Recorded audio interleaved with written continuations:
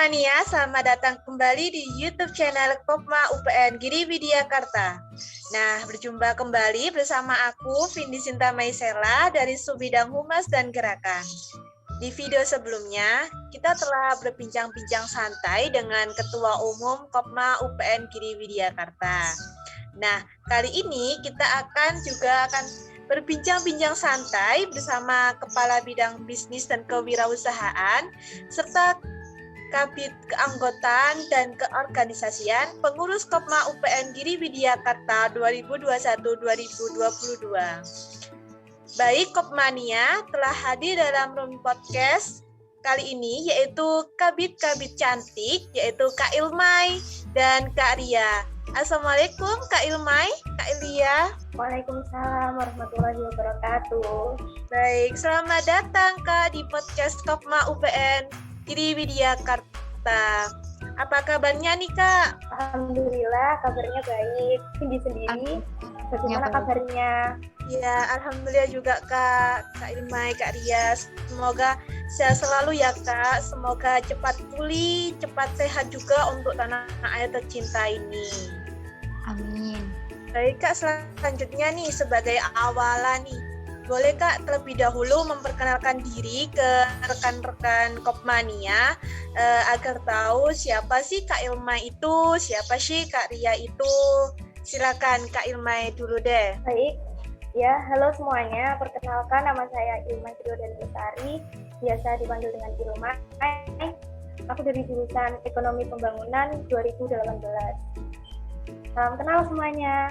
Salam kenal Kak Ilmai. Wah, udah senior nih Kak Ilmai nih. Udah semester akhir nih Kak Ilmai. Semangat ya Kak Ilmai.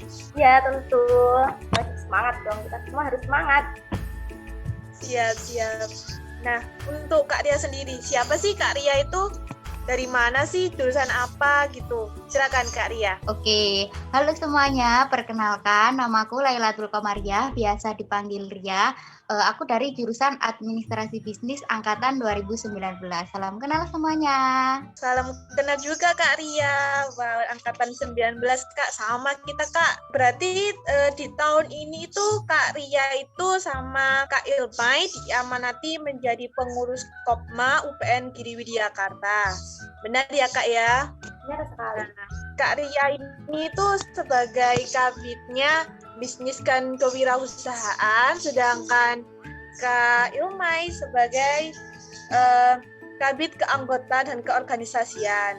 Benar ya Kak ya? Iya benar. Lalu bisa dijelaskan nih Kak, bagaimana sih bagian bidang yang Kakak pegang ini sekarang ini? Mungkin ada subbidang tertentu atau mungkin ada tugas-tugas dalam bidang tersebut itu apa aja sih Kak? Silakan Kak Ilmai dulu deh. Ya, jadi aku kan menjabat sebagai Kepala Bidang Keanggotaan dan Keorganisasian. Orang-orang itu mengenalnya dengan BKK. Sesuai dengan namanya, ya kita bergelut seputar keanggotaan, mulai dari pengkajian, pendidikan, dan pengelolaan anggota. Pengelolaan anggota di sini itu dimaksudkan kita itu memberikan pelatihan kepada anggota untuk menambah soft skill dari anggota, seperti itu. Lalu di BKK juga kita juga memberikan atau mengamati serta memberikan teknologi serta proses digitalisasi yang dibutuhkan oleh UPN GWK seperti yang kita laksanakan hari ini, seperti saat ini. Nah, kita itu mengadakan podcast seperti itu. Lalu untuk di BKK sendiri itu ada 3 bidang ya.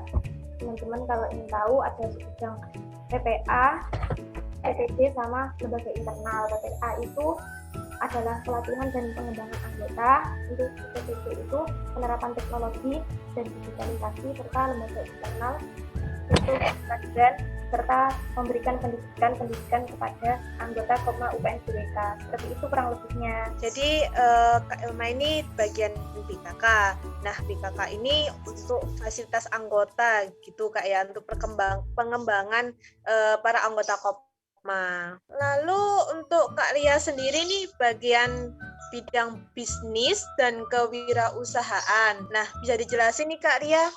Silakan Kak Ria. Oke, jadi bidang bisnis dan kewirausahaan ini merupakan suatu bidang yang menjalankan segala bentuk usaha yang ada di Kopma UPN Giri Widyakarta. Nah, bidang bisnis dan kewirausahaan ini juga bertanggung jawab untuk meningkatkan kemampuan anggota dalam bidang bisnis dan kewirausahaan. Selain itu, bidang bisnis dan kewirausahaan ini merupakan bentuk realisasi tujuan Kopma sendiri, yaitu memberikan manfaat bagi anggotanya maupun masyarakat umum, seperti dengan menyediakan barang-barang atau kebutuhan yang diperlukan untuk anggota Kopma maupun masyarakat umum. Nah, dalam bidang bisnis dan kewirausahaan ini ada 3 subbidang, yaitu Kopmart, jasa dan perdagangan umum, dan yang terakhir itu ada lab bisnis. Untuk Kopmart sendiri ini bertugas menjalankan dan mengelola Kopmart. Terus untuk JPU, jasa perdagangan dan umum, ini tugasnya yaitu menjalankan dan mengelola bisnis jasa dan perdagangan umum, lalu menjalankan dan bertanggung jawab atas jalannya usaha yang ada di Kopmart. Terus yang terakhir ada lab bisnis, ini tugasnya yaitu mempersiapkan usaha yang probabilitasnya baik bagi Kopma, terus mengkaji bisnis yang telah berjalan, terus yang terakhir ini menangani kerjasama bisnis antar anggota maupun antar pihak lain, seperti itu. Baik, jadi tentang usaha-usaha yang ada di Kopma ya Kak ya, yang dipegang sekarang ini. Nah, aku mau tanya nih ke Kak Ilmai, bagaimana sih Kak meningkatkan potensi anggota Kopma UPN Giri Widyakarta? Jadi seperti yang sudah saya sebutkan tadi ya, untuk meningkatkan potensi anggota itu, kita mengadakan beberapa pelatihan untuk meningkatkan soft skill. Dari tanggal 27 kemarin itu ada pelatihan, akan mengadakan pelatihan public speaking, dan kita juga ada namanya bentuk KSK atau kelompok studi operasi. Dan nah, KSK ini siap untuk mengikuti lomba perkooperasian. Jadi kita akan memberikan materi-materi yang nantinya akan keluar di lomba-lomba tersebut, agar anggota itu ada persiapannya lah, sudah matang seperti itu. Dan itu sudah berjalan. Baik. Jadi meningkatkan soft skill-nya anggota dengan pelatihan, dengan pendidikan juga ya Kak ya pastinya. Ya, baik. Nah, ini untuk Kak Ria nih. Sekarang ini kan kita lagi kuliah online ini Kak. Jadi kan bisnis, terutama bisnis offline itu kan tidak berjalan dengan normal. Nah, apa saja sih Kak yang sedang berjalan bisnisnya di Kopma di masa online seperti ini? Oke, jadi untuk usaha atau bisnis yang sedang berjalan pada saat online ini, yang pertama itu kita ada penjualan snack box sama snack buket. Terus yang kedua kita membuka penyewaan room Zoom sama aplikasi premium. Nah, kenapa kita membuka penyewaan room Zoom dan aplikasi premium ini? Dikarenakan semua kegiatan kan kebanyakan dilakukan secara tatap muka online ya, dan tentunya pasti banyak yang berada di rumah saja. Jadi kita mempertimbangkan untuk membuka penyewaan room Zoom dan aplikasi premium ini. Lalu untuk yang selanjutnya ada penyewaan barang-barang Kopma seperti LCD proyektor, screen proyektor, palu sidang, dan lain-lain. Terus yang terakhir kita juga kemarin itu kita juga membuka itu pre-order perlengkapan ospek bagi mahasiswa baru, seperti itu. Bisnis online yang sedang kita jalankan. Baik, banyak sekali Kak ya bisnis online yang sedang dijalankan. Untuk Kak Ilmai dan Kak Ria nih, apakah pernah berpengalaman Kak menjadi kabid di organisasi atau di UKM lain gitu? Silakan Kak Ria. Oke, kalau dari aku sendiri sih sebelumnya aku belum pernah ya kayak jadi kepala bidang atau kepala divisi gitu, karena di organisasi-organisasi yang aku ikuti sebelumnya itu aku masih menjadi bagian dari anggota ataupun anggota divisi. Jadi ini juga tahun pertama aku diamanati menjadi kepala bidang, terutama kepala bidang bisnis dan kewirausahaan. Namun di sisi lain aku juga menjabat sebagai kepala divisi humas di laboratorium jurusan aku. Baik, belum berpengalaman nih Kak Ria. Untuk Kak Ilma ini, pasti kan udah senior nih, pasti punya pengalaman dong di bidang ini, kabit ini. Silakan Kak Ilma. Ya, jadi meskipun aku udah lebih tua ya, maksudnya 1 tahun di atas kalian kalau di dunia perkuliahan, tapi karena di Kopma UPN GWK ini aku masuknya bareng, jadi untuk pengalaman di Kopma itu kita sama. Namun untuk pengalaman di organisasi lain, itu aku jujur saja belum pernah sama sekali menjadi kepala bidang. Mungkin kalau ditempatkan itu aku di staf pengurus, staf divisi ataupun bidang seperti itu, kalau enggak juga di badan pengurus harian. Jadi belum pernah berpengalaman untuk menjadi kepala bidang. Sama-sama belajar kita semua. Baik, sama-sama belajar juga ya Kak ya. Jadi Kak Ilma, Kak Ria ini emang sama-sama belum pernah menjadi kabit sebelumnya. Namun di tahun ini sudah menjadi kabit di Kopma UPN Giri Widyakarta nih. Gimana sih Kak rasanya baru pertama kali menjadi kabit, kan sebelumnya belum pernah ya, belum berpengalaman gitu.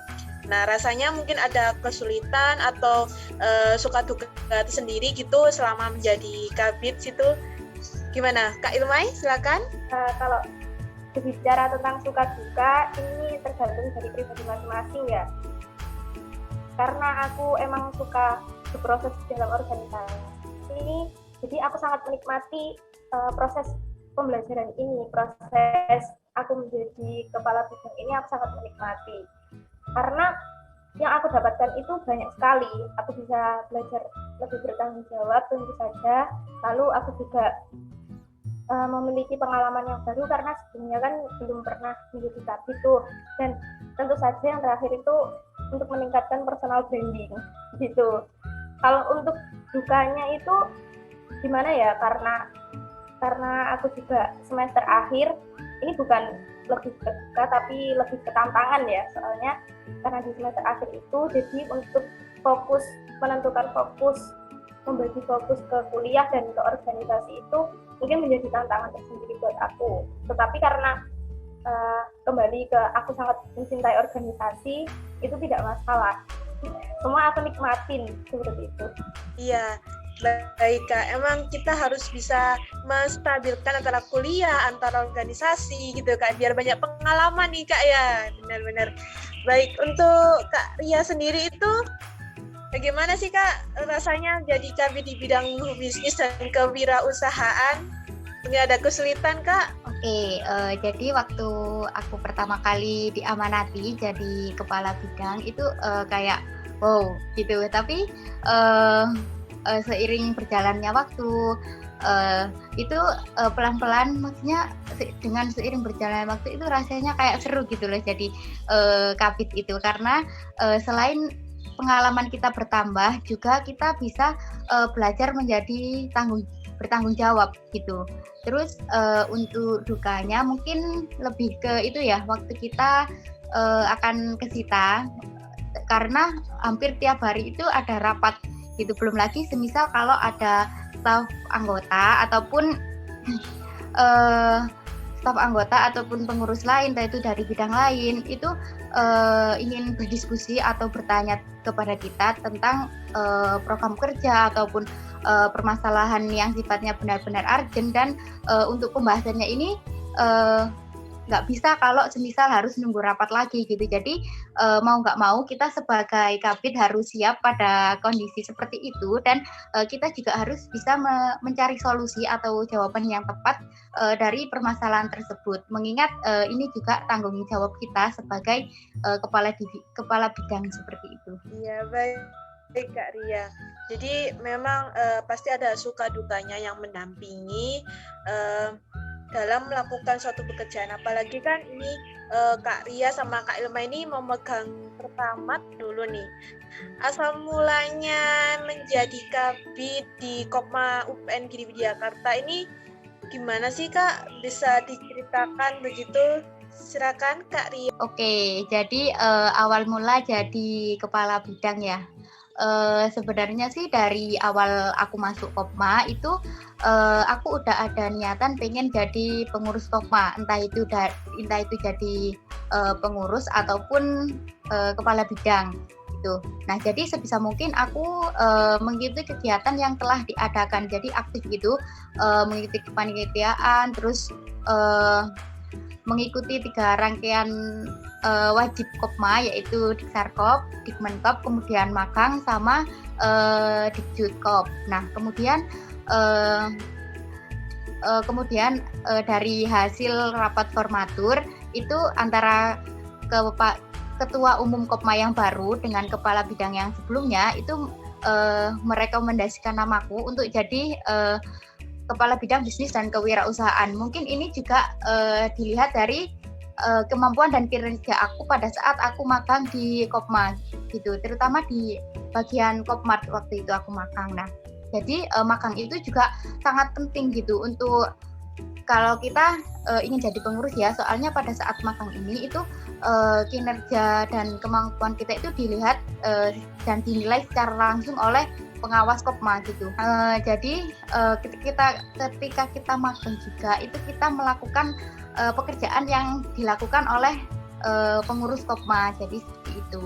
Kak Ria ini asal mulanya tuh karena keaktifan Kak Ria ya di waktu magang gitu, pengurus sebelumnya begitu.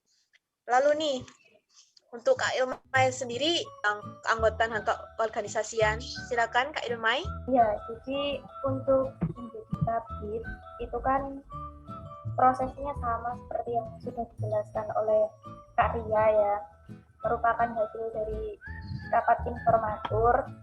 Nah, untuk faktor-faktor yang membuat saya menjadi kabit, mungkin karena dulu kabit sebelumnya itu sudah merekomendasikan saya dan kebetulan saya itu membentuk lembaga internal. Mungkin saya itu aktif pada saat itu, dianggap aktif dan dianggap mampu untuk menjadi kepala bidang. Jadi pada saat informatur mungkin beliau merekomendasikan saya untuk menjadi kabit KK ini gitu. Untuk prosesnya kurang lebih sama seperti yang sudah dijelaskan Kak Ria. Baik, jadi karena rekomendasi ya Pak Kak, pertama pengurus sebelumnya begitu. Nah, sejauh ini bagaimana sih Kak progres dari bidang yang Kakak pegang sekarang? Mungkin ada inovasi terbaru dari kepengurusan sebelumnya mungkin di tahun ini.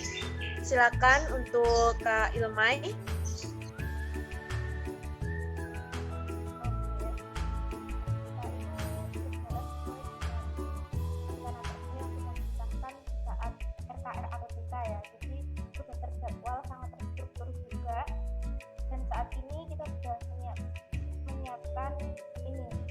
Untuk menkop.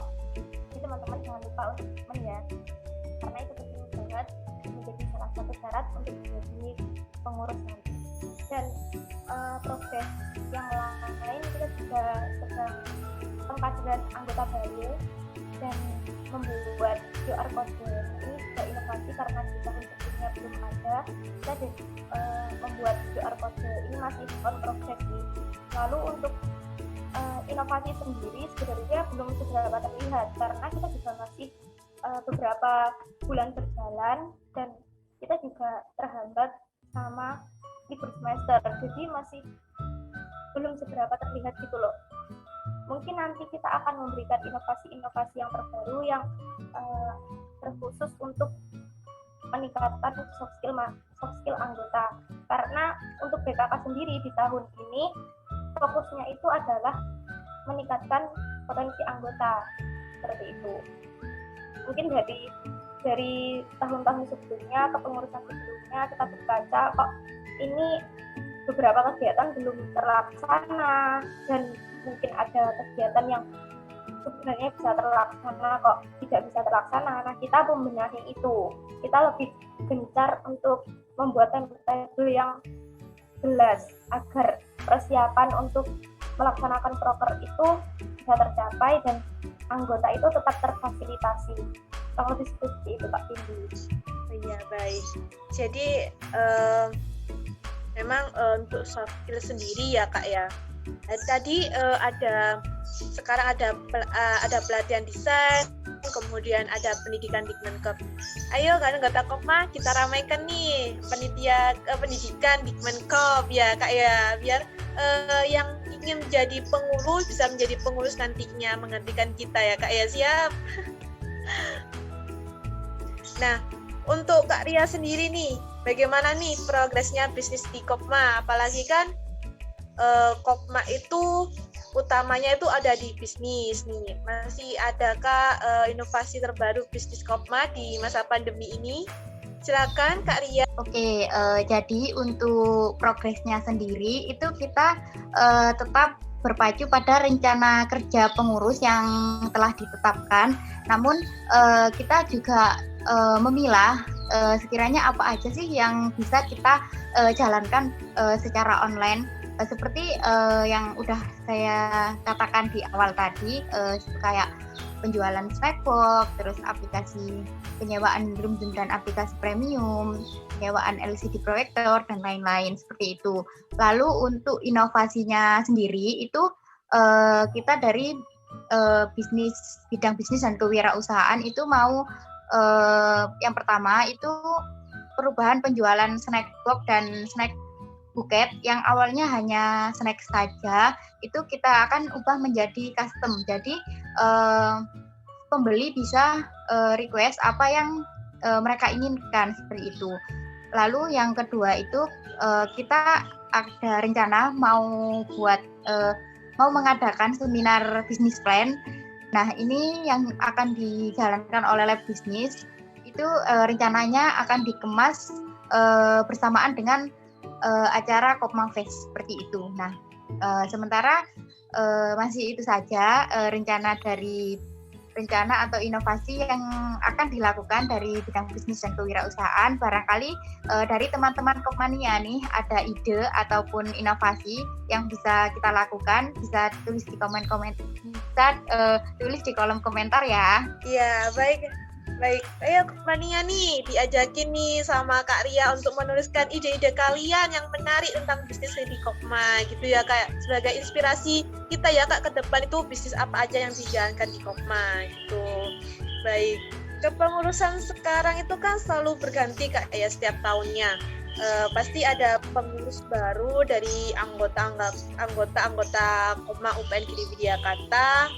Mungkin adik-adik tingkat kita ya Kak ya. Lalu adakah persyaratan khusus untuk anggota yang ingin menjadi kabid di saat kepengurusan ke depan?